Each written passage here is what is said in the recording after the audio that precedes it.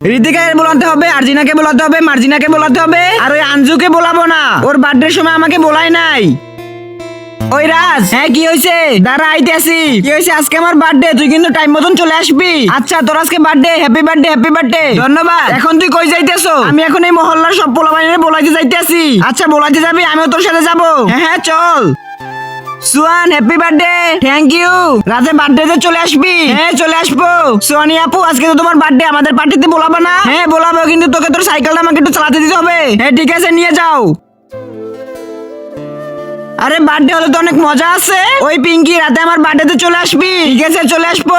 কখন আমার সাইকেল হয়ে গেছে, কখন আসবে ও?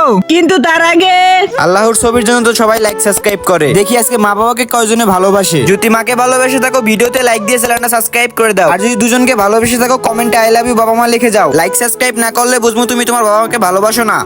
ওয়াও, জয়ের সাইকেল চাইতে অনেক ভালো লাগতেছে। আমি মার কাছে বার্থডে গিফট সাইকেল চাবো। প্রায় রাত হতে চলছে, এখন মনে হয় সবাই আমার বার্থডেতে চলে আসবে। সোনিয়া আমরা চলে আসছি। এসে পড়ছো তোমরা, ফটাফট আমার ঘরে চলে আসো। চলো।